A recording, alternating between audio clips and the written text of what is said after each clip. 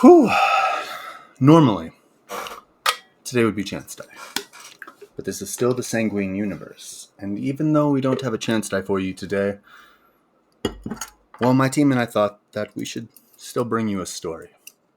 And since Halloween is right around the corner, what better than to do a little, well, some middle grade horror. Some cheesy horror, if you will.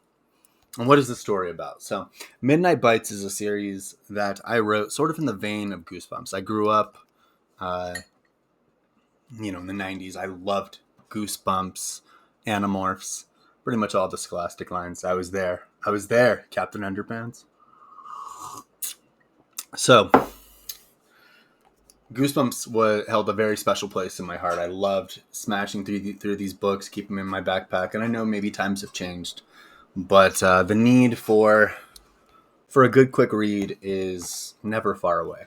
So with that in mind, I present to you, I am James Golden, and I present to you Midnight Bites, the Erebus Arcade. What's this about, though? Carter loves video games. When he finds a pamphlet advertising a contest for a brand new virtual reality system, he enters immediately.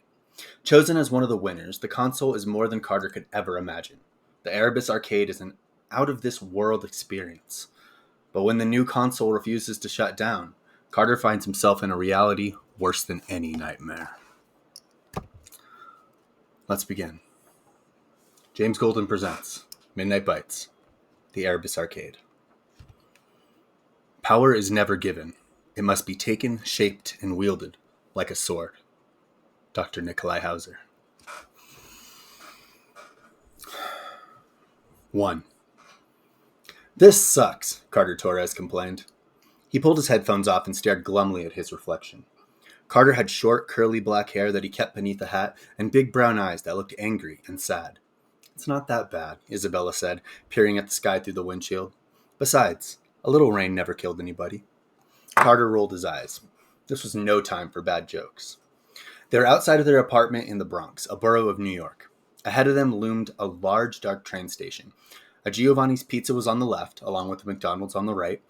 The restaurant signs cast eerie glares in the mist. People in dark raincoats and umbrellas hurried beside the car in droves. Carter did not want to get out. Why are we doing this again? Carter asked. He crossed his arms and stared outside. I liked our place in Queens. Isabella Torres sighed. My new job, honey.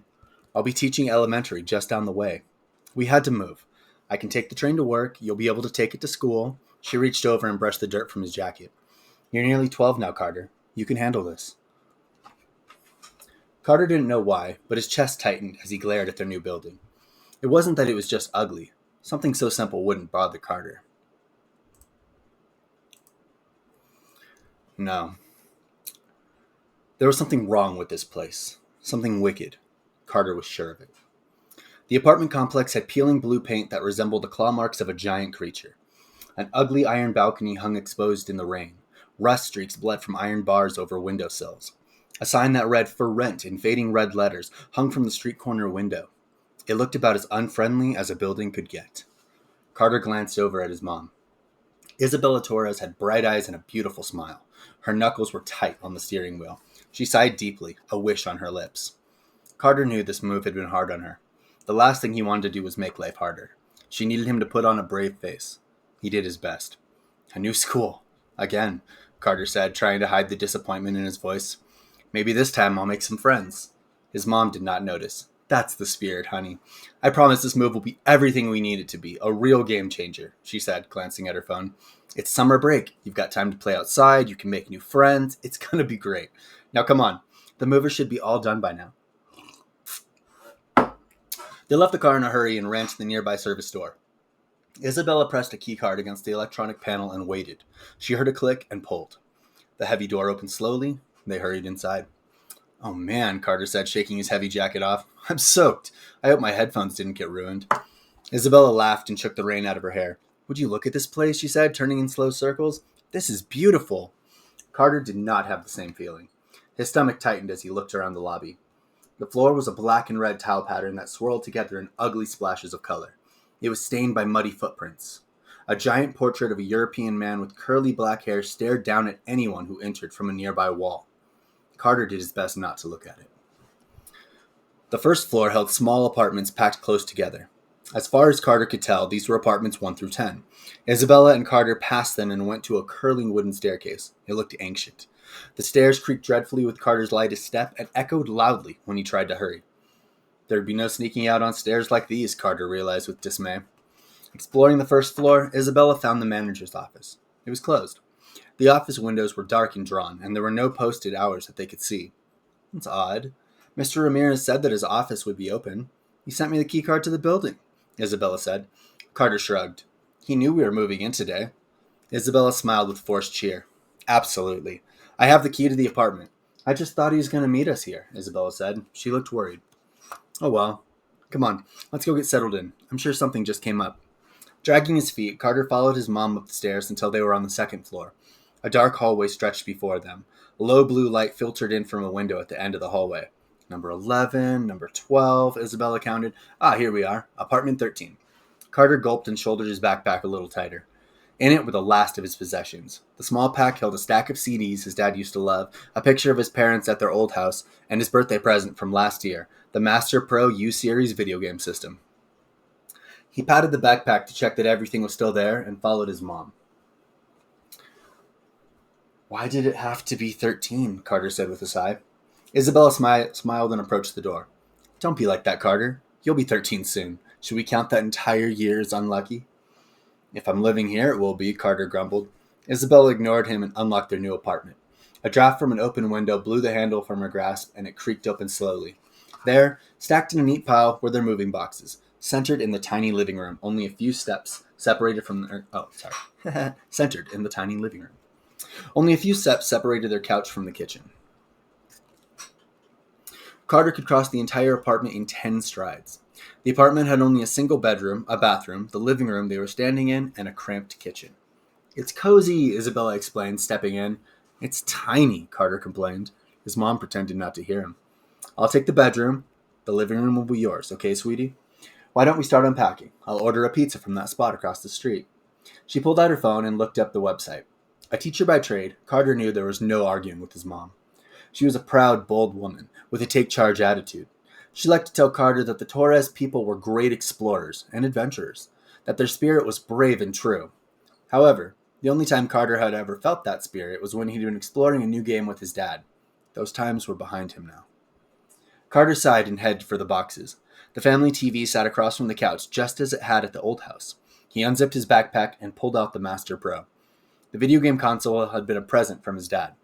Carter held it in both hands before setting it next to the TV, plugging it in. Though an older system, it was one of the few that could also be handheld. Carter took it everywhere. It had all of his dad's old games and save files.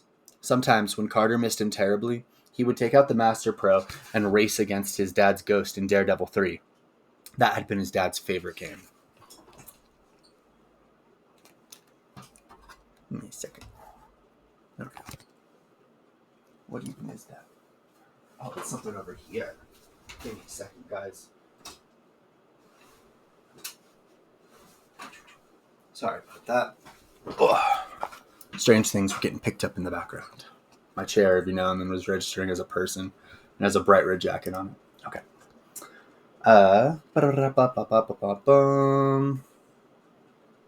He unzipped his backpack and pulled out the Master Pro. The video game console had been a present from his dad. Carter held it in both hands before setting it next to the TV and plugging it in. Though an older system, it was one of the few that could also be handheld. Carter took it everywhere with him. It had all of his dad's old games and save files. Sometimes, when Carter missed him terribly, he would take out the Master Pro and race against his dad's ghost in Daredevil 3. That had been his dad's favorite game. Now, staring at the Master Pro, Carter didn't have the heart to play. He could hear his mom talking on the phone, ordering the pizza. Apparently, the website didn't have anything more than a telephone number to call. Suddenly, all of Carter's hair stood on end. A draft from the hall blew through the open apartment. Isabella shivered and walked to the next room, leaving Carter alone in the living room. He heard footsteps outside. Someone was coming up to the second floor. A feeling of dread centered in Carter's stomach. He felt like he was going to throw up. Why was he feeling like this? Why did the sudden sound of footsteps send him into panic? Carter didn't understand. What was happening? A knock at his door drew his attention. Carter looked up and saw a girl about his age standing in the hallway. She had bright blue eyes and curly black hair, like his. The girl wore scuffed blue overalls and a pink shirt. Her hair was up in 2 round buns. She stared at him with a curious expression. "Hey," Carter said warily, turning to face her. "Hi," the girl said with a sad smile. "Are you new here?" Carter felt foolish for being so tense. The feeling of dread from a moment ago vanished as quickly as it had come. He stood up and dusted off his pants. "Yeah, my mom and me just moved from Queens. I'm Carter," he said. "Sophie," the girl said, pointing at herself. "You shouldn't be here." The air in the apartment grew stale and tense. What had she said? He should not be here? Carter laughed, but inside he felt uneasy. Why would you say that?" he asked. Sophie stared at him for a long time. Then she looked around his apartment, as if seeing something he couldn't. Her distant gaze freaked him out. Carter rubbed his sweaty palms against the back of his pants. "Sophie," Carter asked again, Why did you say that?" The girl locked eyes with him. Goosebumps broke out on Carter's arms. "Because," she said, taking a step back, "people die in this apartment." Before Carter could say another word, Sophie turned and ran down the hall, towards the old wooden staircase.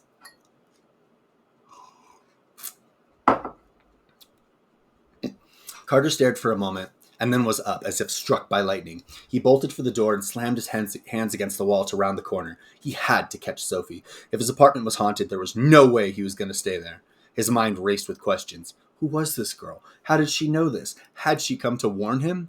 Carter slowed. There was no one in the hallway. He peered over the wooden banister at the tile floor. No one. No girl in blue overalls. The floor below was covered in muddy footprints. None looked fresh. Carter turned in circles, confused. Had he imagined Sophie? She'd seemed so real. A feeling of ice settled around his heart.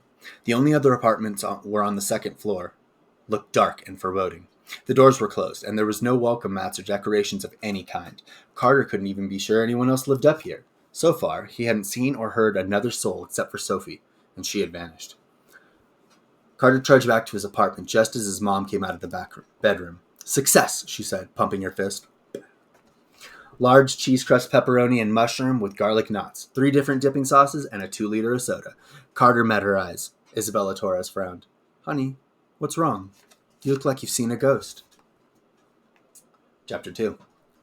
That night, Carter slept terribly. He tossed and turned, his dreams oddly fitful. Every time he closed his eyes, he imagined that girl in his new apartment staring at him. Sophie, she'd said her name was. Carter couldn't put her or her creepy message out of his head. But that wasn't the worst of it. The odd apartment creaked and groaned at night like a living thing. In the hallway, the wooden floorboards rattled as wind snuck through cracks in the walls. Once, Carter thought he'd heard footsteps just outside, but he hadn't dared to investigate. Instead, he pulled the covers tighter until the sound of his own breathing was loud in his ears, and he did his best to sleep. By the time dawn rolled around, Carter was exhausted. He lay in bed, listening to the creak and rattle of the new apartment. His mom wouldn't be up for a few more hours. He thought about turning on the TV and playing the Master Pro, but his heart wasn't in it. The sight of the small console only reminded Carter of how much everything had changed. Upset, Carter threw off the covers and sat up. He put his face in his hands and sighed. He hated it here. He wondered if Mom hated it too, or if, like she always told him, she was just being brave. Stupid apartment. Nothing to do. Haven't seen a single other kid since we moved here, Carter grumbled. Suddenly a knock sounded at the front door. 2 sharp raps. Carter froze. He hadn't heard anyone approach. The creaking floorboards were strangely silent. "Someone there?" Carter called, feeling foolish. Not again, he thought. His palms started to sweat. Carter stepped towards the door. The knock sounded again. A single thump, heavy and impatient. Carter closed his eyes. It was probably nothing, he told himself. The wind was banging something against the door. There was no reason to overreact. Just open the door, see what it is. He steadied his breathing and put a hand on the doorknob. It was an old brass thing and extremely cold. The door was heavy, and Carter had to put his weight on the handle to open it. After a powerful tug, it swung open slowly. Carter peered out into darkness. "Hello?" Carter called again, a little louder. "Anyone there?" Only the howling of the wind in the dark answered him. Carter's cheeks went red. "I knew it," Carter said, shaking his head. He went to close the door, but something sharp nicked his toe. "Ow!" Carter exclaimed. He glanced down, furious. There, Slid beneath the door was a shiny paper pamphlet. Carter's foot had brushed against it, leaving a paper cut. Though the cut was small, it ached painfully. The pamphlet's black and gold logo was smeared with Carter's blood. Angry, Carter grabbed the pamphlet and slammed the door harder than he meant to. The apartment shook for a second, and Carter froze. When he heard his mom groan and roll over, Carter hopped back to his bed and wrapped a towel around his toe. The blood stopped quickly. Carter put a bandage on before turning back to the pamphlet. He wiped it clean and inspected it. Erebus Industries proudly presents, Carter read aloud. A picture of a menacing building decorated the cover. Carter had seen it once before on the drive through Manhattan. It had freaked him out then, with its high spires and gargoyles. Now it seemed kind of cool. The pamphlet opened to reveal a brand new product from Erebus Industries. The strongest gaming console ever created. A world of possibilities, Carter read. Alter your reality. Explore, interact, engage. Inside was a picture of a shiny black gaming console. It looked like a black crystal ball. Sleek neon tubing ran around the back of the system, glowing pink and green. A helmet and a pair of high-tech gloves sat next to it. Sorry, things be glitching. There we go.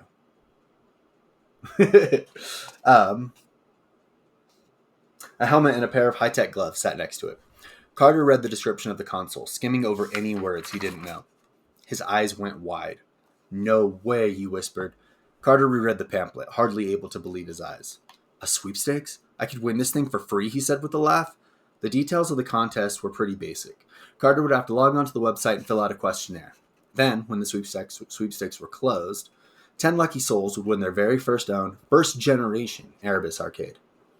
A free virtual reality system, something Carter knew his mom would never be able to afford. The thought was enough to make his head spin. His eyes drifted to the Master Pro U series. He used to love playing games with his dad, and Dad had loved watching Carter play. He'd even told Carter that he should consider streaming his games online. Carter had set those dreams aside when his dad passed away. Now, holding the pamphlet, the time felt right to get back into it. Carter entered the small kitchen. His mom had left her laptop on the counter. He opened it, clicked the icon with his name on it, and input his password. Tower 12, Carter whispered as he typed. As soon as he was in, he opened the internet and typed the website into the search bar. A sweepstakes page flashed open, along with a picture of the system, shiny and new. The page was blood red with white lettering. Videos of gameplay ran in the background. Carter watched as a boy no older than him picked up the headset and put it on. He adjusted a visor over his eyes, and then put on the special gloves. The camera panned to what the boy was experiencing, and Carter's jaw dropped. Within the virtual reality space, the boy was able to drive cars, shoot lasers at aliens, and even jump vast chasms. Between games, he explored a space-age arcade and met with other players. Best of all, the Erebus Arcade made the games feel alive, something no other console or PC could claim. Carter had only dreamed of gaming like this. He quickly found the questionnaire and began typing. All the website needed was his name, age, email address, and his mailing address. It took Carter a moment to find and write his new home address. He filled out the information, clicked a box to accept the contest terms and conditions. A large button appeared with the words, "Enter if you dare."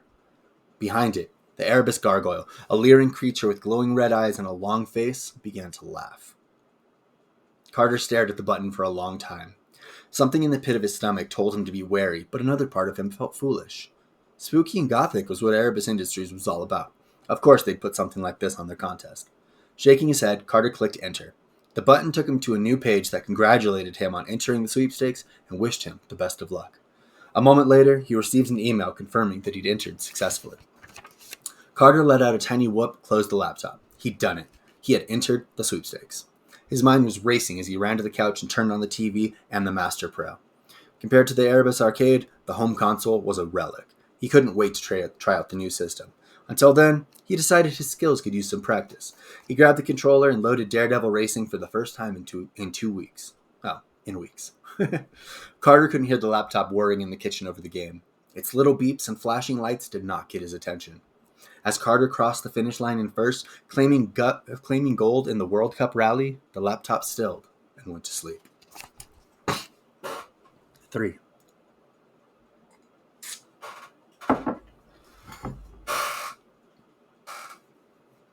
That morning, over breakfast, Carter told his mom about the sweepstakes.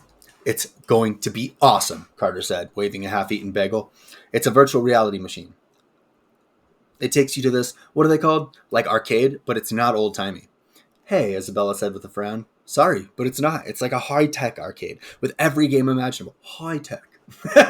With every game imaginable. Hundreds of them.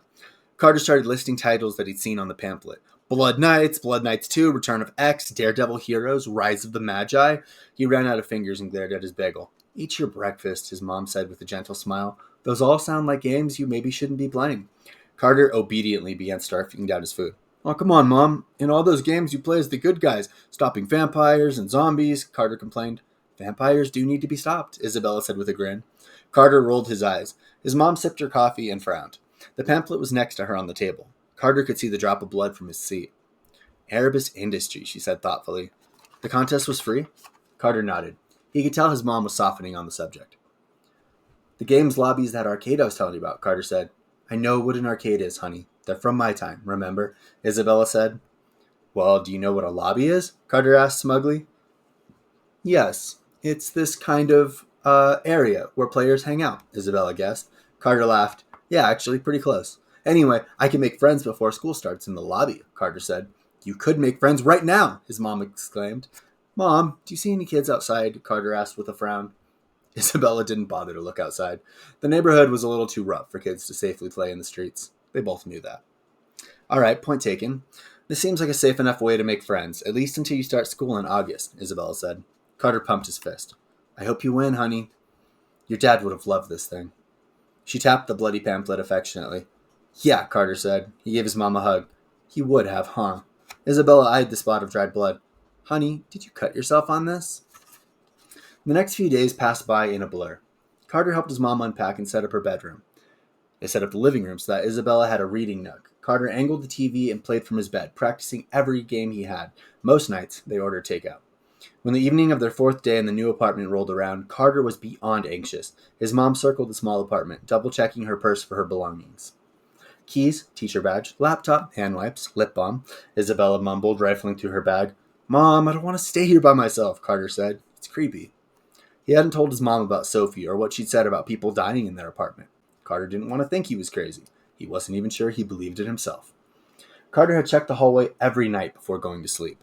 Though the old apartment complex groaned like a ship at sea, there was no sign of Sophie. Or any other life in this building, Carter thought glumly. Beautiful, strong son of mine, you'll be fine. Lock the doors, play your game. I'll be back as soon as I can, Isabella said, straightening her hair. How do I look? Fine, Carter answered. His mom kissed him on the head and tousled his hair. Be good, honey. I'll bring home Chinese food for dinner. Carter locked the door after she left as he'd been instructed. The drone of the city outside filtered through the open kitchen window. A cold draft blew the curtains as he approached. The sky outside was dark. A low rumble of thunder crawled across the dark clouds. It was going to rain. He watched his mom hurry to the car outside. She got in and drove away. Carter moved to close the window when a blast of lightning streaked across the sky. The loudest boom Carter had ever heard followed. It rattled his entire apartment complex. His hands shaking, Carter closed the window just as the first drops of rain began to fall. The sudden thunder sounded again, and Carter turned around, breathing hard. He was alone in the apartment. The rain outside grew heavier, pounding down on the roof and streaking the windows. Carter had lived in New York all of his life. He was no stranger to summer downpours. This one felt different. Carter went to his bed and picked up the controller. He thumbed the start button, and the ready TV lit up. A moment later, the screen faded to black. The familiar Ruby M, the logo of the Master Pro gaming system, spun in a slow circle. Here we go, Carter said. Suddenly, another bolt of lightning flashed just outside the kitchen window. The apartment shook as if in an earthquake. Carter screamed as the lights in the kitchen and the living room went out, plunging the small apartment into darkness. Only the TV and the Master Pro remained on. The light shone on Carter, illuminating his bed and nothing else. He couldn't see anything in the kitchen except the glow of the streetlights through the window. Another flash of lightning, a boom so loud that Carter flinched. I hate this. He glanced at the door, and that's when he saw it. A red glow shining in the hallway. Its light illuminated the doorframe, pulsing like a heart. The crimson glow grew and grew, creeping into the apartment, spreading, Carter realized, towards him. Chapter 4.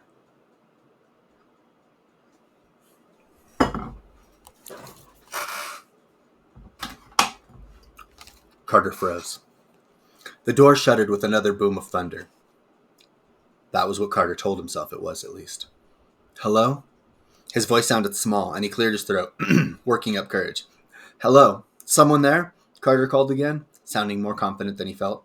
He hadn't heard a knock at the door. He could not hear much over the storm. The glow remained ominous and swirling. Carter took a few steps towards the door. Why am I doing this? Carter thought. I should get the emergency phone Mom keeps in her drawer, and a knock cut through his thoughts. 3 steady thumps. Boom, boom. Unmistakable. Boom. Carter broke out in a cold sweat.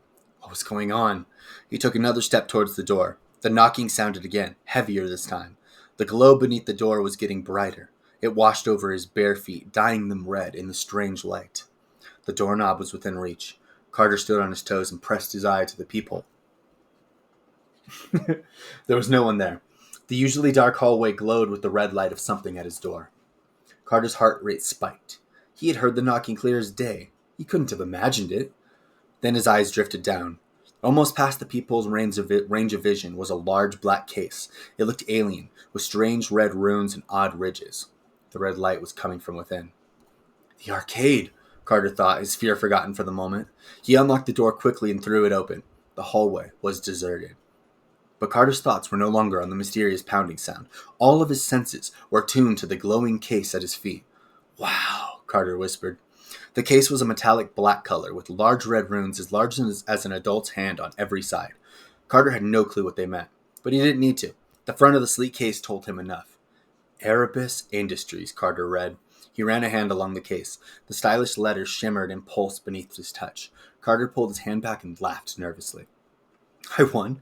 Carter asked aloud. He stood and stared down the dark hallway. Hey, is this a joke? Not a soul answered. No voice reached his ears. The only sounds he could hear were the pouring rain and the rattling hallway window. He had expected a celebration, at least a letter with the package. Maybe that's inside, Carter thought, daring to believe. His stomach fluttered nervously. He read the company name over and over until he felt dizzy. He'd done it. He'd won the Erebus Arcade. Giddy, Carter reached down and grabbed the case by the handle. It was heavy. Carter had to use both hands and all of his strength to lug it inside. He kicked the door shut and set it down in front of the TV. The light from the Master Pro's home screen and the glowing case brightened the apartment. Shadows scurried, fleeing the odd red glow. Carter knelt before the case. His heart was pounding and he could hardly catch his breath. A mix of fear and excitement shook through him. He searched for the latch to open it. Nothing on the front.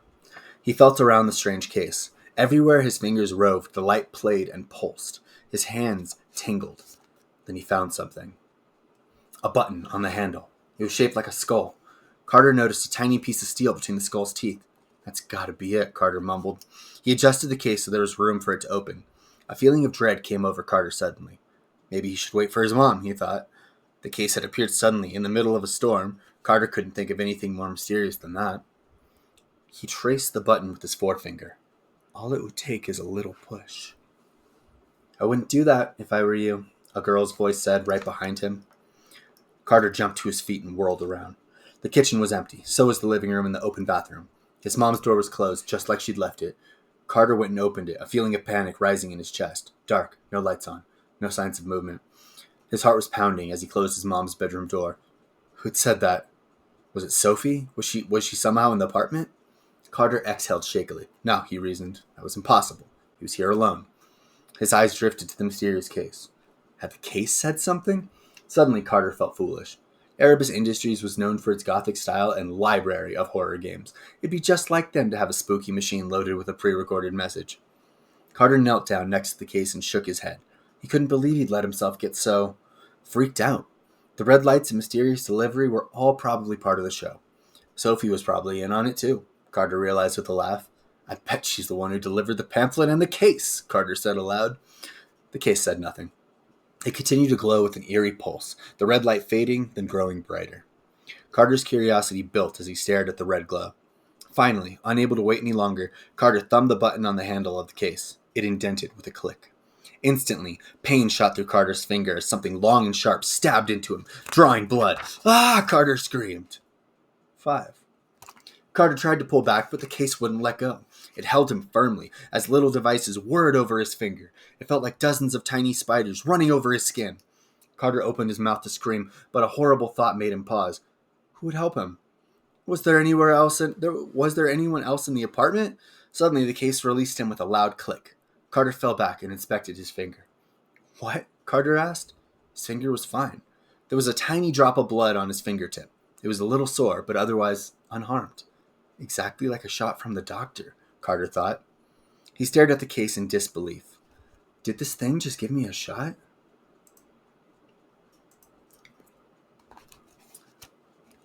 Before he could question it, the machine began to shake. It rattled like a snake, shaking noisily against the hardwood floor. Carter stepped back as its red glow dimmed, then vanished. For a moment, nothing happened.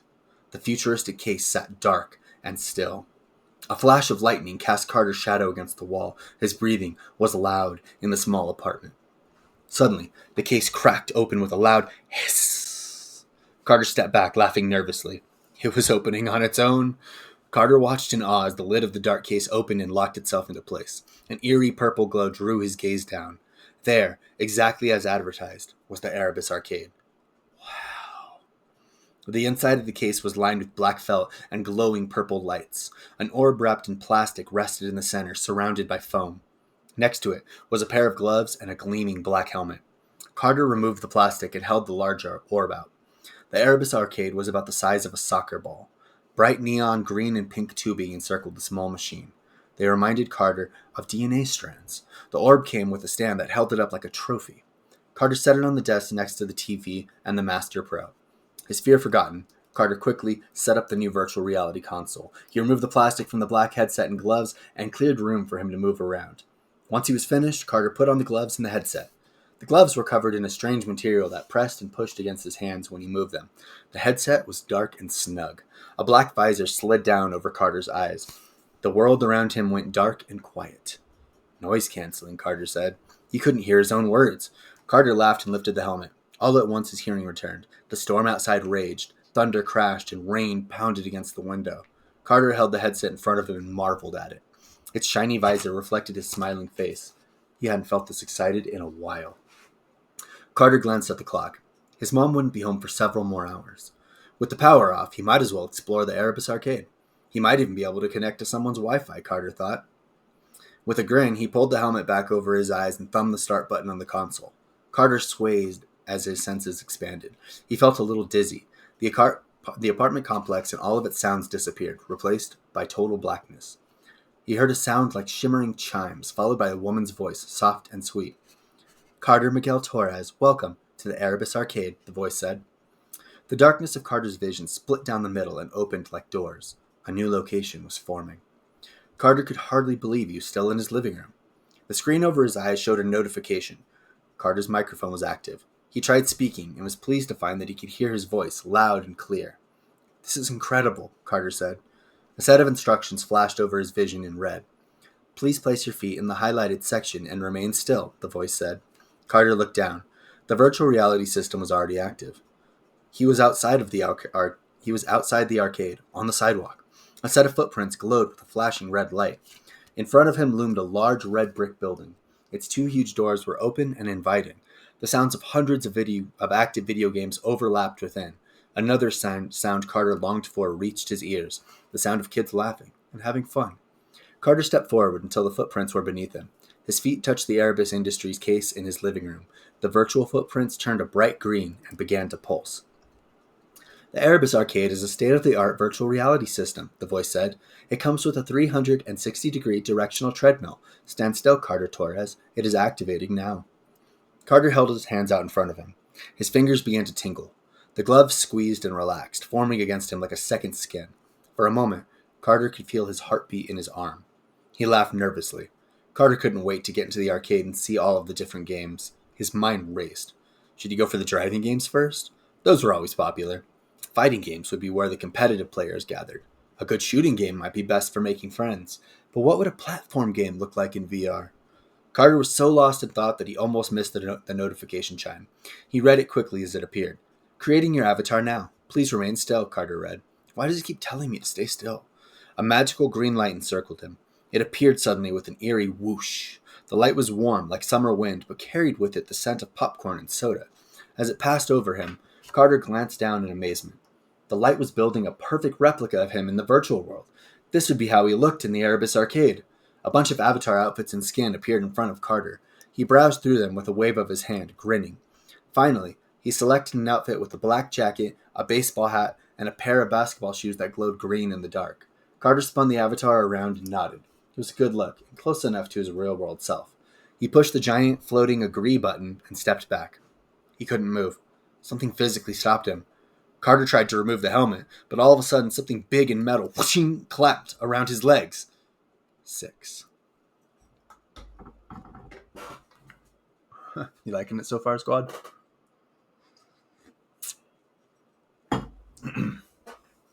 Carter screamed. The sound was drowned out by 100 different video games.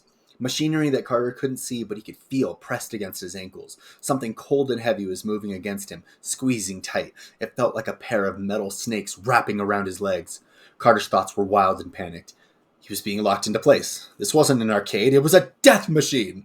Every instinct in Carter told him to move, to run. So he did. Carter strained against the metal clamps holding him in place. He envisioned setting one foot in front of the other and breaking free. Suddenly, the ground beneath his feet began to move. Carter was running.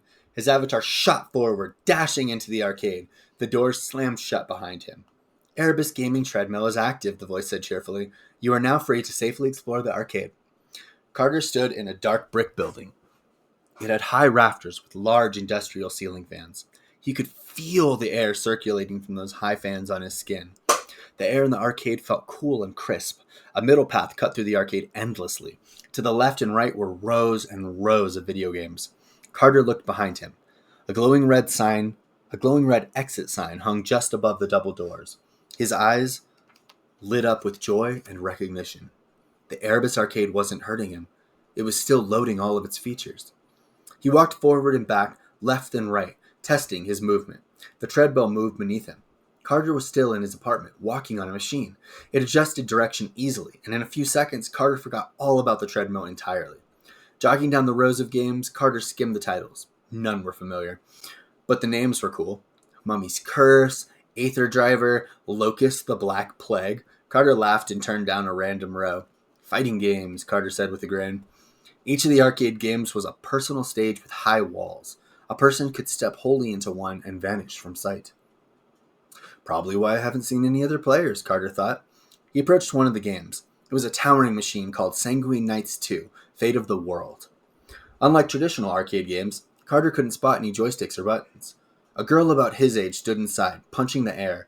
A screen outside showed her gameplay. She was controlling a werewolf boxer against what looked like a living statue in a white mask. The statue swung a scythe, keeping the werewolf boxer at bay, but the wolf was quick and got in close. A clawed uppercut knocked the living statue into the air. The player pumped her fist in victory, and her character did the same. Suddenly, a notification drew Carter's attention. A new player has entered the arcade, it read. Carter turned away from the game. He felt anxious all of a sudden. A new player on an experimental system? Carter had been hoping to talk to the girl when she finished playing. She looked familiar. The girl continued to punch and advanced to the next round. With a sigh, Carter headed for the main walkway. The noise of the arcade felt loud. He couldn't hear his own footsteps as he walked. The roars of fake monsters and robot-killing machines all blurred together. Carter shook his head, wincing. Too loud. How do I change the volume, he thought. Carter felt around on the helmet, but couldn't find a dial or volume switch. His vision blurred, and he felt trapped. The row he stood in seemed to go on forever. Your death is but fuel to me, the main villain of a nearby machine shouted. Carter slowed and stared at the game. The machine looked like a towering school. It had huge spires and even a green lawn that stretched beyond a concrete walkway. Like the other fighting games, it had 2 stages separated by a wall. Screens outside allowed anyone in the lobby to watch the match. Since no one was playing, the screen showed the game's opening cinematic. Nemesis Academy, Carter read. This looks kind of cool. A massive figure with glowing red eyes was on screen. He sat behind a desk that looked too small for his giant frame. A little sign on his desk read Dean Hammerskin in bold letters. Step inside, if you dare, the Dean declared in a loud voice. Nemesis Academy is open for admission. So you like fighting games, a voice called out. Carter yelled and spun around. There, standing in the middle of the arcade walkway, was a boy. His arms were crossed, and he was smiling. Oh, yeah, Carter said. I mean, they're not my favorite. He glanced back at the screen. Dean Hammerskin narrowed his glowing eyes and looked forward. A cold breeze blew down the aisle. Carter broke out in goosebumps. Hold up, Carter shouted and jogged towards the boy. He was relieved when the aisle of games ended, and he was again in the center walkway. A moment ago, it had looked as if the row would never end. Carter smiled as he approached the new player. The boy had a title above his head, a gamer tag. Carter read it with a smile. Soul Catcher, Carter read. That's awesome. He stuck his fist out. Nice to meet you. I'm Carter. The boy smiled and bumped Carter's fist. I'm Marco, he said. Why don't you have a gamer tag? Marco had shaggy black hair and bright green eyes. He wore a black hoodie with long board shorts. His shoes were so white they practically glowed. Oh, I don't know how, Carter admitted. The arcade never really asked me. Yeah, it's got some bugs, Marco said. Want me to show you? Carter agreed. Marco showed him how to open the menu and access his profile. He chose the same gamer tag that he used with his Master Pro, Tower 12, Tower_12, and pressed the glowing enter button. The menu closed and a name appeared above his head. There you go. Nice to officially meet you, Tower 12, Marco said. You as well, Soulcatcher, Carter replied with a grin. This felt good. Carter hadn't played games with anyone else in a while. His mom was always too busy, and he'd moved away from most of his friends. They never seemed to be online when he was. Want to go play something? Marco asked. Let's go, Carter yelled. Come on, this way, Marco hollered. He took off running and Carter gave chase, laughing. The best games are in the back, Marco yelled over his shoulder. The two boys ran full tilt, but Marco was faster. He put on a burst of speed as they neared the back of the arcade. Wait up, Carter called. Keep up, Tower 12, Marco called. All of a sudden, Marco rounded a corner and dashed into one of the aisles. Carter followed him, but when he reached the row of games, there was no sign of Marco. Soul Catcher. Very funny, Carter called out, turning in a slow circle. He eyed the massive gaming cabinets. Any of them could be hiding Marco. The arcade was a maze. Come on now, Marco. This isn't funny, Carter called again. He was starting to get nervous. Carter didn't like scary games or movies. He played action games. He liked being the hero. Come on, man. Let's just play some games. His voice was beginning to shake. No answer. Nothing except the endless chatter of video games. Carter walked down the row, inspecting them as he passed them. Each of the giant machines had stages for the players to stand on. Some of them even had tracked items like swords and laser rifles. Almost all had screens showing screaming monsters. Resurrection Z, Death Mask, Monster Maker, Primeval. Carter read aloud. Yeah, I don't want to play any of these. Marco! Again, no answer. Carter was beginning to worry. Had Marco logged out? Was he hurt? Could someone be hurt in the virtual world? Suddenly, Carter froze. All of the hair on his body stood on end. Carter was being watched. He was sure of it. He quickly scanned the aisle of machines, trying not to shake. The death mask cabinet had pictures of life-size zombies painted on the side. One of them rolled their dead eyes and looked at him.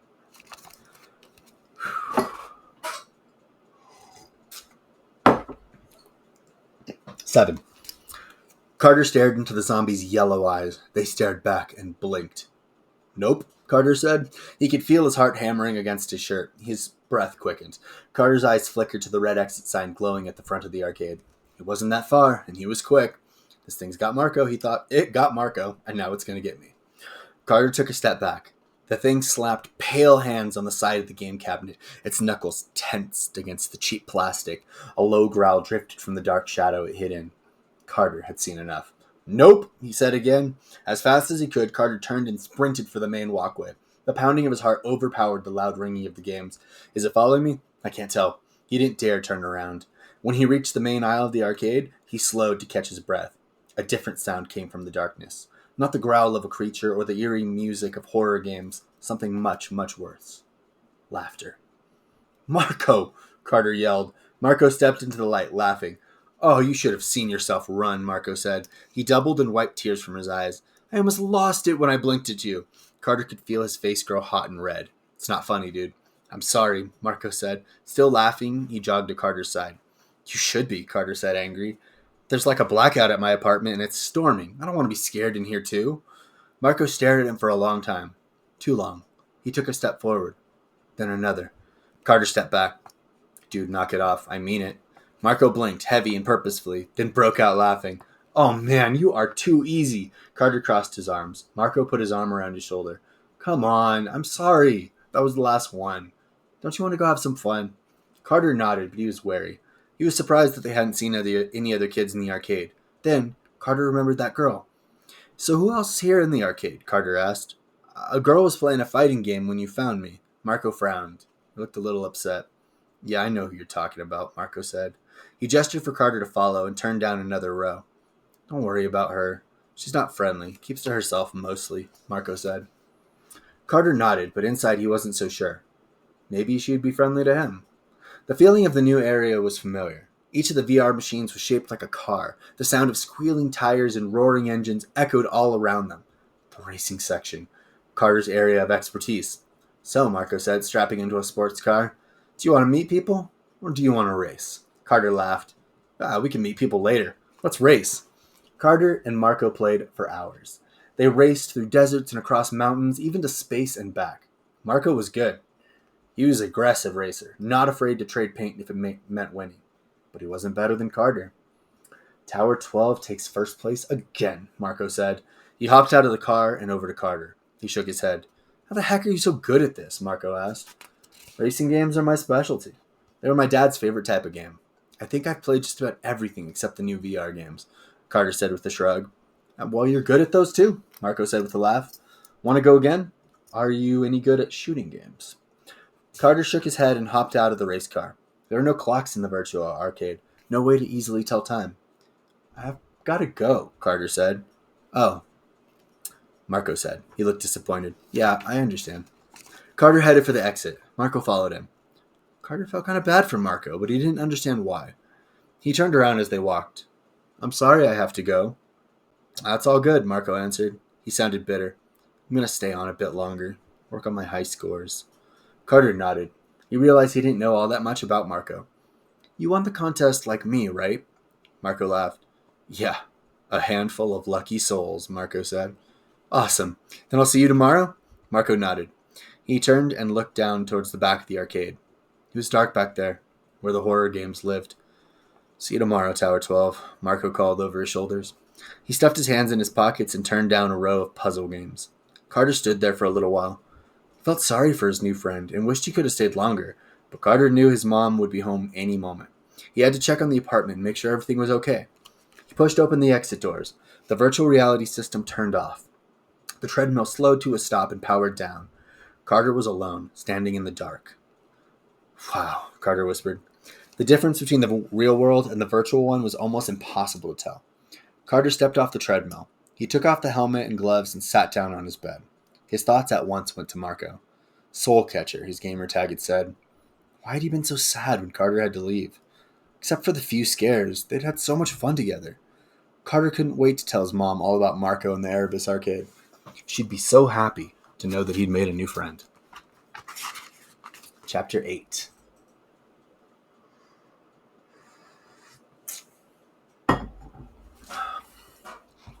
Carter's dreams were fitful. In them, he walked the dark paths of the arcade again. A low mist crept about his ankles. Monsters clawed at him from towering video game cabinets. The villainous lines of bad guys rained down at him from all sides. When morning finally came, his mom was waiting. You okay, sweetie? You were tossing in your sleep, Isabella said. She was standing in the kitchen, a cup of coffee in hand. Yeah, Carter lied. Just crazy dreams.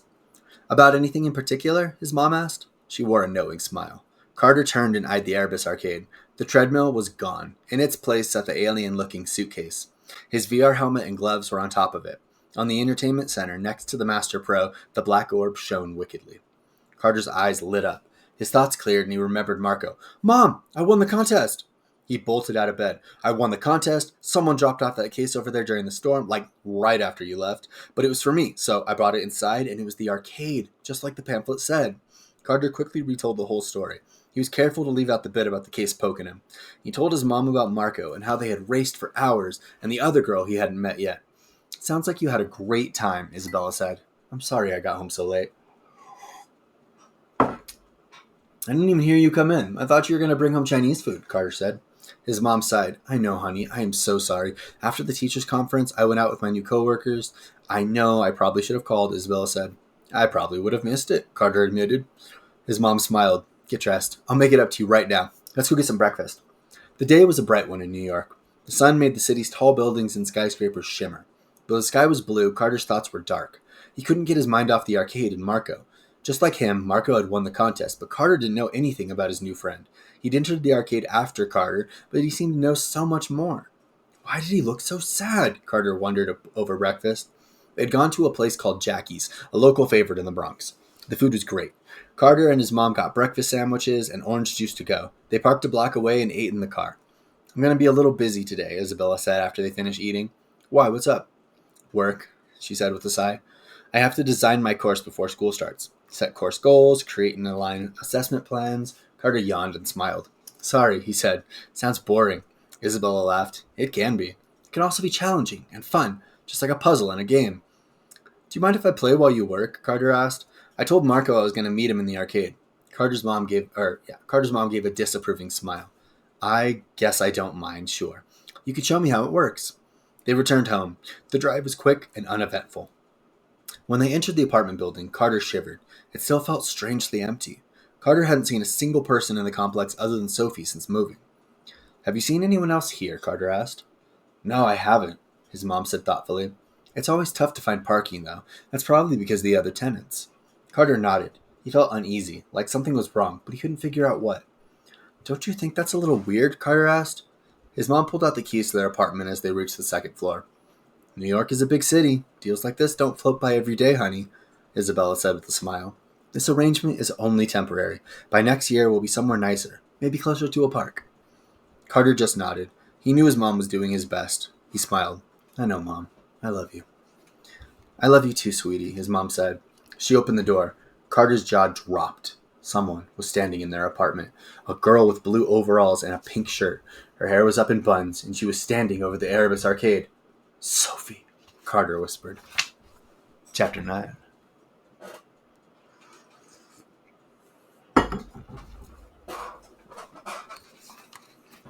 What was that, honey? Did you say something? Carter didn't answer. He was too busy staring into Sophie's hollow eyes. His mom entered the apartment and tossed her keys on the kitchen counter. She walked right through Sophie without a second look, as if she wasn't even there. Carter's eyes went wide. His chest tightened. Fear gripped his heart. Sophie wasn't real. She wasn't alive, Carter realized. Go ahead and load up your game, sweetie, Isabella called. She passed Sophie and went into her bedroom. I'll be out in a bit. I need a moment to organize my thoughts. Carter still hadn't gone in. He stood with his hands on the doorframe, hardly believing his own eyes. Sophie turned to face him slowly. She looked exactly the same as the last time Carter had seen her. Why didn't you leave? Sophie asked. Carter took a step into the apartment. What do you mean? He kept his voice low so his mom couldn't hear. Why didn't you leave? Sophie asked again. She took a step towards him. We can't just leave. That's not the way life works, Carter said. It was a weird thing to say, he realized. That was something adults said to kids. Why had he said that? I want to leave. Did people really die in this apartment? Carter asked. Sophie nodded. Lots. It's sad. The view of the storms is nice, though. She looked down at the Erebus treadmill, then at the black orb sitting on the entertainment center. Finally, her dark eyes landed on Carter. Have you played it? She asked. Carter could see right through her, if he looked hard enough. He nodded. Sophie smiled, a sad, pretty smile. Then she turned and walked towards Carter. See you inside, she said. Before Carter could move out of the way, Sophie walked right through him. Her body was like mist that chilled him to the bone. He was so cold suddenly. Then she was gone. Carter spun around. No one in the hallway. No girl running down the stairs, one hand on the banister. No sound of doors slamming in the distance. With a hand on his heart, Carter shut the door to apartment number 13. She's a ghost. He began to pace, 3 steps forward, 3 steps back. Carter could hear his mom sigh loudly in the bedroom. A moment later, soft jazz began to play. Good, Carter thought. With music, Mom will be in there for at least an hour. He needed time to think. If Sophie was a ghost, why had she said that she'd see him in the game? Why was she showing herself to him? Did she need his help? Another thought came to Carter, this one much less pleasant. If Sophie was a ghost, was Marco? Suddenly, Carter remembered the girl in the arcade, the one playing the fighting game. She'd seemed so familiar. Could that have been Sophie? Had he walked right by her and not known? His thoughts were too much to handle. There was only one way he knew how to get answers. Moving quickly, Carter rose from the couch and went to the Erebus Arcade. The alien case lay dark and still. Next to the TV, the shiny black orb shone like a wicked trophy. Carter took a deep breath, then thumbed the start button on the orb. The case began to glow an eerie purple. Carter heard gears whirring inside, and then, just like before, the case opened with a hiss. "I'm starting VR, Mom," Carter called over the music. "I won't be able to hear you, so tap me on the shoulder if you need me." Isabella said something back, but Carter couldn't make it out. He shrugged and put on the gloves. "Man, these feel so weird," Carter mumbled. He put on the helmet and adjusted the visor. The Erebus skull motif flashed across his vision before going black. After a few moments, a line of light split the darkness, creating two double doors. They creaked open to a familiar sight. There, looming before him, was a dark brick building. Facing Carter in bright neon orange was the bold flickering sign of the Erebus Arcade. Carter stood on the sidewalk just outside of it.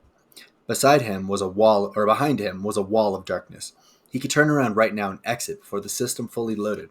"Welcome back, Tower 12, the game's familiar voice said. "Please step into the highlighted area and remain still." Carter looked down. A pair of neon orange footprints flashed on the sidewalk. He stepped up and onto the case until his feet matched the glowing outline. Carter took a deep breath. "I've got some questions, Marco," Carter whispered.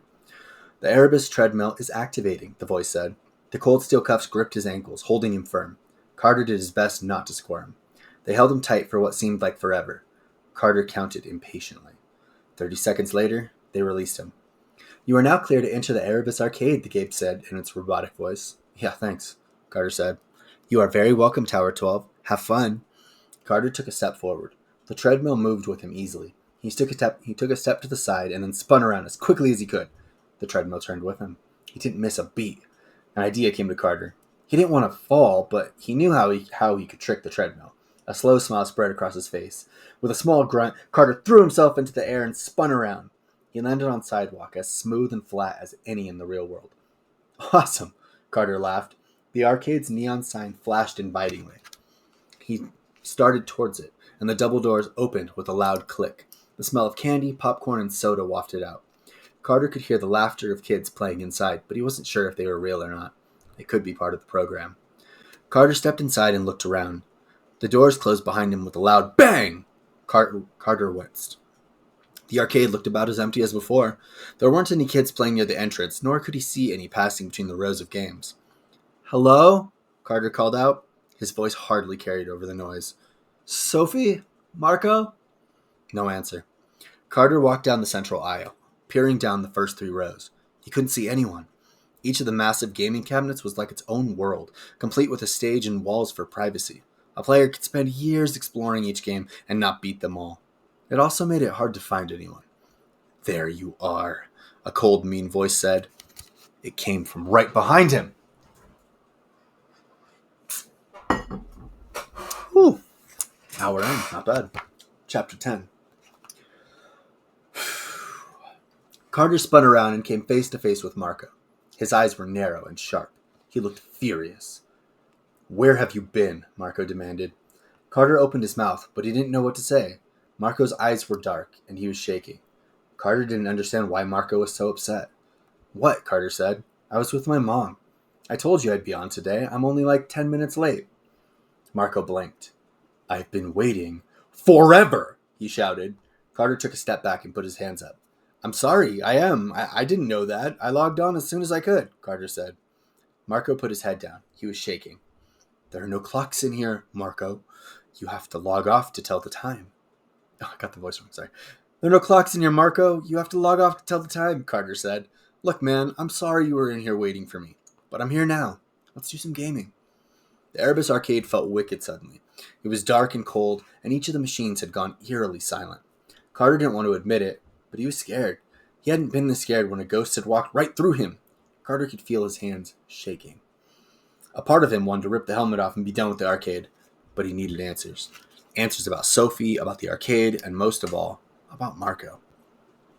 Suddenly, all of the sound returned to the arcade. The crack of air hockey machines and coins rattling filled the air. Marco laughed and shook his head. "I'm sorry. I didn't mean to scare you. I guess it just felt like I was in here for hours." Carter nodded. Marco seemed completely normal again. "For sure," Carter said, still trying to still his pounding heart. "Well, now that you're here, come on. There's a new game I want to show you." Carter smiled. He let out a deep breath and shook out his nerves. A new game? What kind? His voice sounded more confident than he felt. He was grateful for that.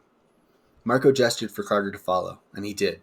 The two boys started down the center aisle. Marco looked like he was headed for the back of the arcade. A shooter, Marco said excitedly. It showed up right as I was going to log off last night. Brand new. It's not even with the other shooting games.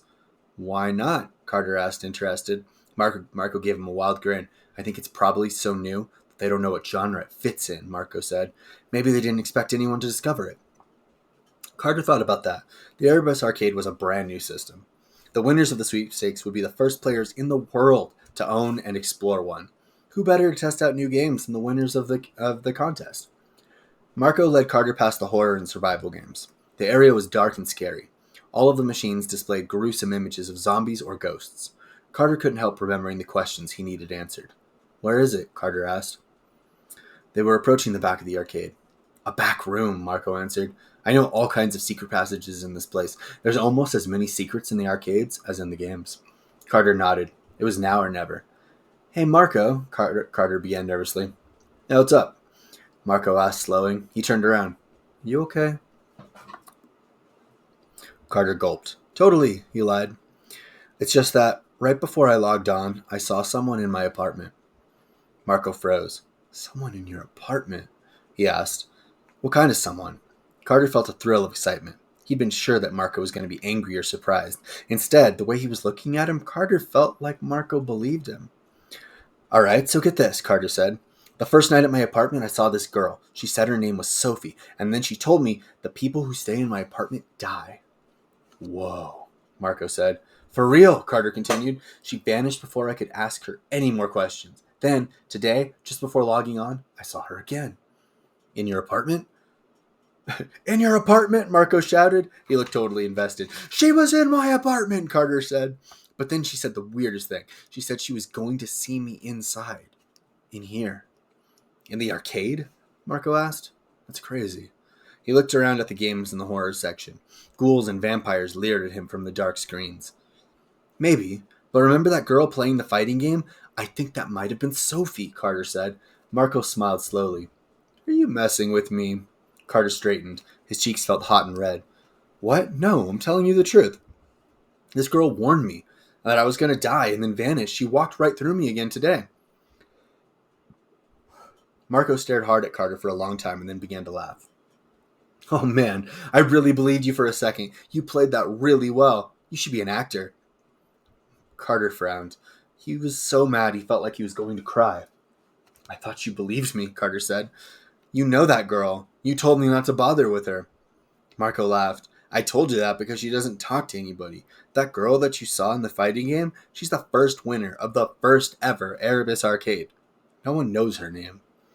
But I thought, Carter began. He didn't want to finish his sentence. He felt stupid all of a sudden. What? That she was a ghost haunting the arcade? Oh, and maybe that I'm a ghost too, Marco asked. He raised his hands and held his fingers like claws. Ooh, I'm a scary ghost. I haunt the virtual realm, hunting for foolish noob victims. Marco laughed so hard he doubled over. Carter stuffed his hands in his pockets. He didn't want to talk about this anymore. All right, well, if you're going to be like that, I'm going to go play something else, Carter said. And I'm not a noob. He turned to walk away. Marco reached out and put a hand on his shoulder. The Erebus Arcade let him feel Marco's touch as if he were right next to him. Look, I'm sorry. I had to mess with you a little. I believe that your apartment might be haunted. But there are no ghosts in here, Marco said. He slapped a nearby game cabinet heartily. Trust me, I played all of them. Except for one. Except one, huh? Carter said. Despite it, Marco, he was interested. Even though there were at least 100 games Carter hadn't played all around him, the prospect of something secret was hard to ignore. All right, Carter said at last. Lead the way. Marco grinned and jogged to the back. Carter followed him. When they reached the red brick wall, Marco knelt and started counting. What are you doing? Carter asked. Counting bricks, Marco snapped. Let me concentrate. Carter rolled his eyes and inspected the row of games to his right. They were horror games, but not the fun kind with weapons and missions. These were survival horror games. The only equipment he could see that the player had was a flashlight. No thanks, Carter thought. He glanced down at Marco. He was crouched against the wall like a spider. Marco was tapping the bricks gently now, rising up and down in odd patterns. Carter shook his head. He wasn't sure if Marco was messing with him again, but he was ready just in case Marco tried to spin around and scare him. You sure there's something here? Carter asked. Shh, Marco responded without looking. Suddenly, a low moan drifted from behind Carter. He was coming from one of the games a few rows back. All the hair on Carter's neck stood on end. His skin broke out in goosebumps. Dude, did you hear that? Carter whispered. Marco! What part of shh don't you get? Marco asked. I think I've almost got it. Carter started towards the sound when he caught himself. What was he doing? That moan had sounded human and sad. It was more like a wail than a moan, Carter realized. It came again, barely audible over the lines of the other arcade games. Carter moved closer, straining to hear. What was it saying? A word? No, a name. Carter, called the disembodied voice. Carter.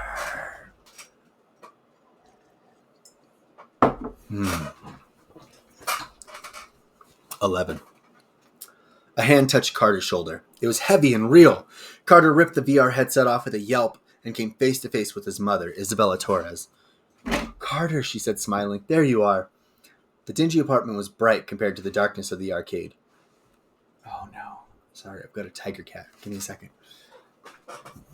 Hey, don't do that. There you go. Oh, he likes to attack me when I'm reading. Carter, she said, smiling. There you are. The dingy apartment was bright compared to the darkness of the arcade. Carter tucked the helmet under his arm and took a deep breath. He was in his living room, standing on the Erebus treadmill. Hey, Mom, Carter said with a smile. What's up? He couldn't explain why, but he was so relieved to see her. Isabella took a nearby cloth and wiped the tear off Carter's forehead. Wiped the sweat off Carter's forehead. You look so cool playing that game of yours, she said. Jazz music flitted through the small apartment. Carter couldn't hear any of it while he was in the arcade. I was in the lobby. Marco was going to show me this secret game he found, but he was taking forever. Isabella laughed and handed him a soda. He popped it open and hopped off the treadmill. That machine is crazy, Isabella said. The way it moves with you. Like it almost knows what you're going to do before you do it. Carter got chills. That's a little creepy, Mom. But so is the Erebus Arcade, he thought. Isabella went into the kitchen and began rummaging through the fridge. I'll let you get back to playing, but I just wanted to see my beautiful son for a moment. Any ideas on what you want for dinner? Carter shrugged. It was the furthest thing from his mind. His mother smiled playfully. No opinions at all? I can make you crow-feet tacos with a side of lizard guts, she said with a wicked laugh. Mom, no. He laughed. Make something normal. Isabella looked thoughtful. Normal. I think I know just the thing. She began organizing the kitchen, a mischievous twinkle in her eye. Carter didn't like that twinkle. She was up to something. Okay, he said. He finished his soda and burped. Excuse me. You're excused, pro gamer. Go win for me, Isabella said. I love you. I love you, Carter grumbled back. He grabbed his helmet and went back to the treadmill. He took a long breath to steady himself and stepped onto the machine. Without the helmet on, the treadmill was quiet and still. The dark orb hummed on the entertainment center. Carter nodded and put the helmet on. The black visor slid over his eyes. There was a jarring pulse, a darkness that opened like doors, and then he was back. The arcade looked the same. Carter stood exactly where he had been, at the back of the arcade. The horror section to his left and right was dark and creepy. Worse, Marco was gone. Carter could make out his handprints on the dusty red brick wall. Had Marco figured out the puzzle to get back to his secret room? A darker thought crossed his mind suddenly. Maybe he got mad that I left suddenly and went home, Carter thought. He turned around in a slow circle. He couldn't see a single other kid. Even the sounds of laughter that he heard sometimes were gone. Marco, Carter called. Nothing. No answer. Only the clack and clamor of overlapping video games. Carter was worried suddenly. Marco had messed with him before. He could be hiding behind any of the game cabinets, ready to pounce. Hey, Marco, you in there? Carter called again, a little louder. He hoped he wasn't being too loud in the real world. This time he heard something, a shuffling that came from behind the red brick wall. What the heck? Carter whispered. He walked closer to the wall and put his hand on it. His gloves told him that the wall was like any other. Smooth brick, bumpy mortar. What was Marco looking for? Carter asked aloud. He ran his hand along the wall, then down it, from top to bottom. Carter pulled back with a gasp. One of the bricks was out of place. Not by much, Carter realized, but enough to feel a difference. This was it.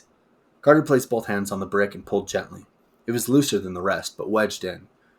Carter could tell that the brick was attached to something. If he gave it a mighty tug, I wouldn't do that, a familiar voice said. The arcade lights flickered. All of the air in the arcade went cold.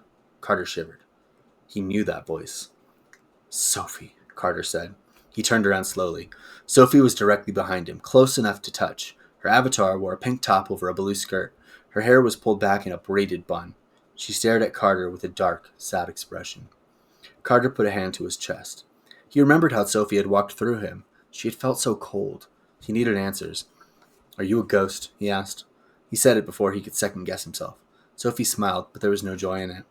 I wish I could tell you everything. Every game has rules. Life has rules. Death has more. Carter shivered. He didn't like the way she said that. All of a sudden, the arcade felt more than just dark and creepy. It felt evil. How are you here? Are you a ghost that haunts my apartment? He looked around frantically. The dark corners of the arcade seemed to stretch toward him like fingers. Carter didn't want to be in the virtual world anymore. His heart hammered in his chest so hard it hurt. It was hard to breathe. I wish I could tell you everything, Sophie said. I tried to warn you. I should have known you would not listen. Carter's eyes widened. He felt like he was going to cry. Tried to warn me of what? Sophie just shook her head and took a step towards him. She held out her hand and smiled. Let me show you, Sophie said. Play a game with me. Carter took a step back. He did not like the way Sophie's eyes twinkled. Her smile felt empty and sad. No, Carter said. He backed up until he felt the red brick wall. Nowhere to go. Sophie, just tell me what happened. Why won't you just tell me? Sophie took another step toward him. She was taller than Carter. Her eyes gleamed in the dark arcade. There's no use, Sophie said. He won't let me. Who won't let you? Marco? Sophie laughed. It was a heartbreaking sound. No, not Marco, she said, stepping closer. The one who built this place. The most wicked man in the world. Sophie held out her hand again. She tried to smile, but failed. Come with me, Carter. Play a game. I'll show you everything. Carter shook his head. He wanted to run, but he felt frozen in place. Fear locked up his limbs, and his sight blurred with tears. Sophie was so close now. Her eyes looked hollow and dark. Don't be afraid. It will all make sense after one game, Sophie promised. She reached for him. Carter ducked against the wall. His leg brushed against something ridged. Sophie frowned. Don't you want to know the truth? She asked. Don't you want to know how I died? Chapter 12.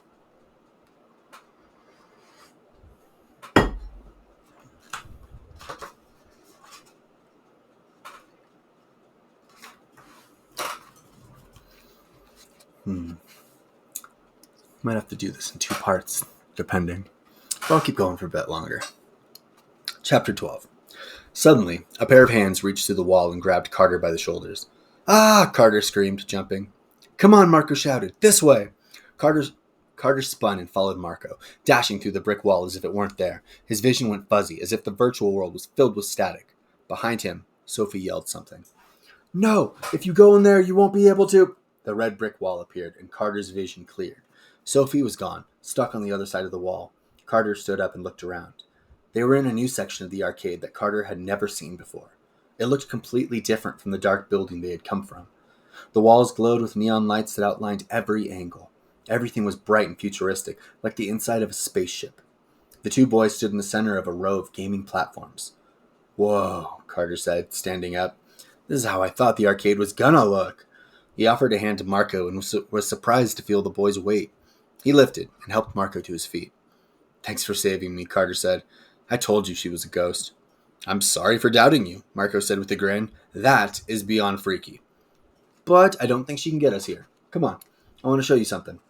Carter calmed down and took a deep breath. He was still afraid, but powerfully curious. The 2 boys started to explore the neon arcade.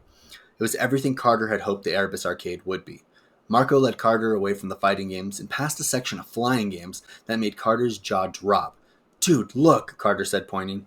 The aisle of flying games reminded Carter of sci-fi ships. Huge cockpits lined the row, open and waiting for a player to hop inside. Oh man, Carter said. Have you tried those? Marco stopped and stared at the planes. Not yet. We're going to explore them together, Marco said with a grin. Let's start at the back and work our way forward. Marco offered his fist and Carter pounded it. He'd forgotten all about Sophie. The neon arcade was just too cool. They passed a giant robot game that made Carter's heart race. 2 massive machines sat side by side, one red, the other blue. A 10-foot ladder led up to the giant cockpits. Carter slowed to read the name. Clash of Companies 2099? Pilot a corporate-sponsored mech against your enemies? Awesome. Over here, Marco called. Carter tore himself away from the giant robots. Marco had reached the back of the arcade. He was standing proudly next to the last game in the room. Carter could not see it clearly, but it looked dark. You found it, Carter asked. He turned to jog towards Marco. What's it called? Carter almost didn't finish the sentence. The arcade game looked horrifying. It looked like a house that had ripped itself open. Shutters like angry eyes glared down at Carter. A living room of broken walls and furniture curled itself into a smile. It sat at the end of the arcade like a stain. Chains hung from the dark black machine. They clinked gently together, swaying without wind. There were red stains on the motion platforms that looked suspiciously like blood. A divider split the two platforms. Eerie music played from the game's rusted speakers. Ghost 2, second chance, Marco said. We'll start here, work our way through that shooter. Ghost 2, second chance, Marco said. We'll start here, work our way through those shooter games over there, then finish off with that robot game. What do you think? Carter gulped. The game gave him the creeps. It wasn't just the name which brought Sophie to mind, but the look of the machine. Everything else in the secret section of the arcade was bright and shiny. This game looked out of place. I'm not sure about this one, Carter said. Marco frowned. The playful twinkle in his eyes darkened. Oh, come on, man. Ghost 2 has 2 players. I can't play without you, he said. Carter looked down. He didn't want Marco to be upset with him.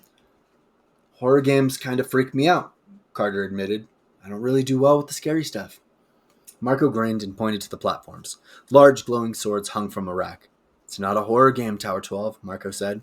He picked up one of the thick swords and tossed it to Carter. It's action-adventure. Carter caught the clunky sword. It was a thick piece of plastic and heavy, like a bat. The edge of Carter's blade glowed with lime green light. Marco's was red. Whoa, Carter said with a laugh. He gave the sword a few practice swings. This feels great. Marco twirled his red sword, then hopped towards Carter, blade at the ready. Carter laughed and blocked Marco's opening strike. The plastic swords clashed like real metal. Shing! Sparks like fireworks flew, and the boys jumped back, their eyes wide. Oh, we have to play now, Marco cried, turning to the game with a grin. How do we start this thing? Carter glanced up at the towering arcade game. Ghost 2 seemed to leer down at him. He ignored that horrible feeling and scanned the arcade game for clues. His eyes landed on a faded piece of paper nailed to the machine. Like the chains, it fluttered without a breeze. It was covered in ugly, red fingerprints. Hey, Marco, check this out, Carter said. Marco ignored him. He was busy circling the arcade cabinet, searching for the start button. Carter moved to get a closer look. He stepped onto the motion platform, and it began to glow a soft white color. The paper was old, or designed to look old, Carter reminded himself. Nothing in the Erebus Arcade was real. Ghost 2, Carter read aloud. A game of life, death, and second chances. Customize and control your very own agent of fate. Marco, for real, check this out. What's that? Marco asked, coming up behind him. Instructions? Maybe. Listen to this. He continued to read. Battle your way through the epic underworld. Defeat the mysterious creatures and men in black that oppose you. Defeat the evil Hades Corporation and claim the greatest prize ever created. Second life. That sounds good to me, Marco said. Does it have a start button? Carter studied the paper. There was definitely something under it, he realized. Whenever it moved in the wind, it came to rest at an odd angle. Here, Carter said. He went to tear the paper from the wall when it fluttered in the breeze. Beneath it, staring straight at Carter, were a pair of yellow, bright eyes. 13.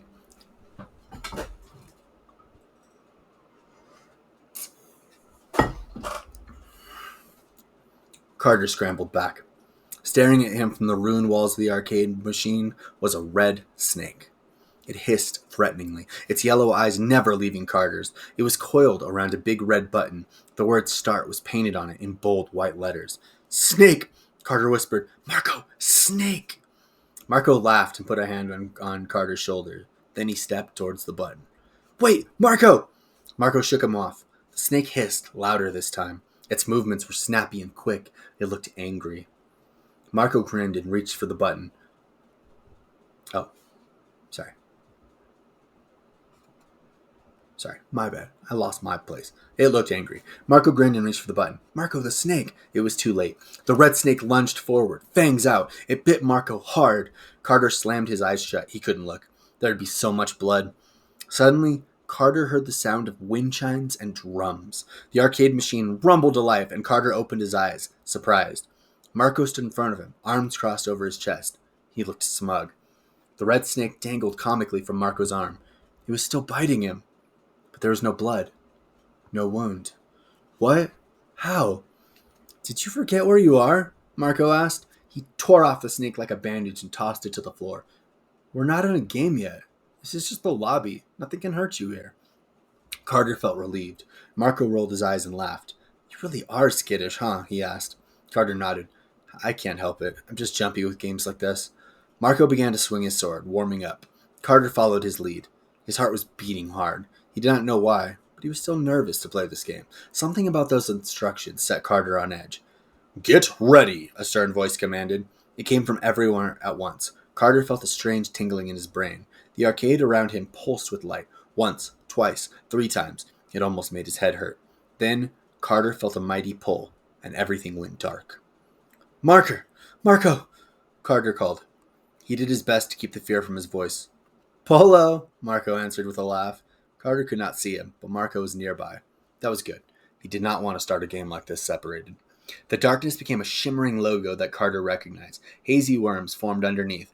Carter read them in a tight whisper. Erebus Industries proudly presents Ghost 2, Second Chance. A chill ran down his spine. Carter's grip on the green sword was slick with sweat. He held it in front of him, peering into the darkness for any signs of movement. Create your agent, the game commanded. A spotlight shone in front of Carter. The rest of the world remained dark.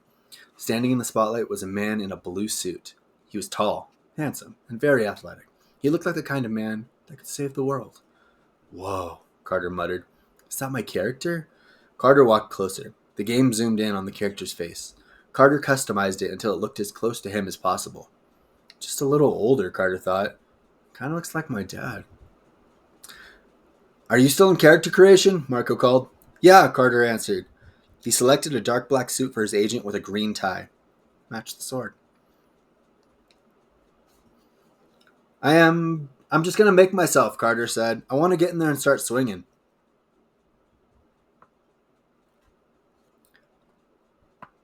I'm just going to make myself, Marco said. I want to get in there and start swinging. Carter agreed. He added a pair of dark sunglasses to his character and looked around for a create button. He could not find one. How do you start the game? Carter asked. A prompt appeared below Carter's character in hazy red letters. When you are finished, say create character in a clear voice, the game instructed. Carter heard Marco say the magic words. He stared at his character. It seemed to stare back at him. Is his expression sad? Carter thought. Before he could investigate, Marco called again. Come on, let's do this. It's not letting me start without you. Carter shook the thought away and nodded. Create character, he declared. A magical flash of light washed over Carter's vision. Before he knew it, the shadowy world was gone, and he was falling through a stormy blue sky. He could feel the air whipping around his body. It wriggled his face when he went to talk. The feeling of momentum was so real. Carter shouted, nervous and thrilled. Next to him, Marco spiraled through the sky. His agent wore a white suit with a red tie and dark black sunglasses. The agent grinned and Carter grinned back. We look awesome, Carter yelled. Marco gave him a thumbs up. He scanned the world below. They were fast approaching it. Do we have parachutes? He did not feel a pack of any kind on his back. No, Marco shouted. He looked worried. No, we do not. The ground became clearer as the two agents whipped towards it. It was a city, Carter realized. Tall buildings reached for the heavens. Streets like rivers lined the buildings. Everywhere Carter looked were bright city lights, fighting back the darkness. It's New York, Carter said. He recognized his home, but something was off. A loud rumble shook Carter's heart. Moments later, a flash of lightning tore past them. It lit up the sky, so raw and powerful. There, Marco shouted. He pointed and Carter followed. What he saw nearly stole his breath away. In the center of New York was a hole in the world. It was darker than anything Carter had ever seen. It looked like entire buildings had vanished within it. Helicopters circled, shining spotlights on the hole. The high-powered lights did not cut through the gloom.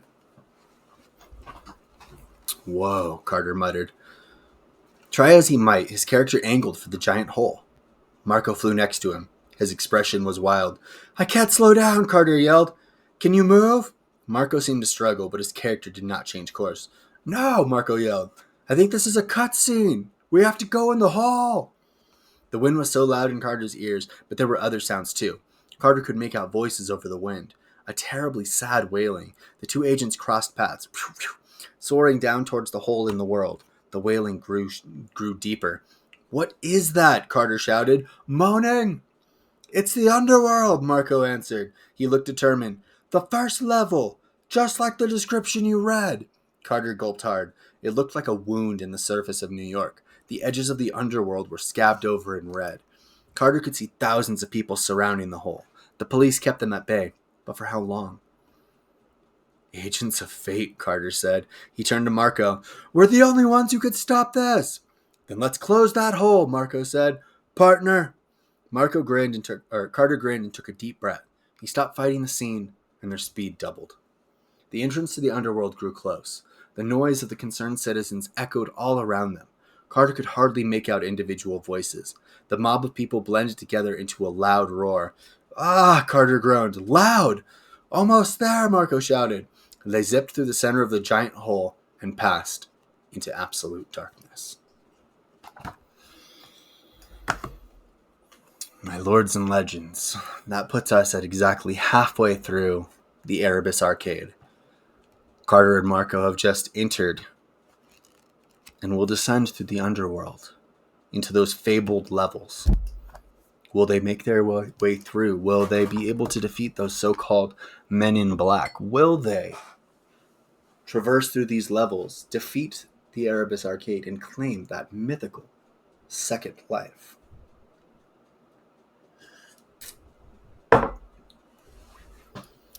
For now, our time is up.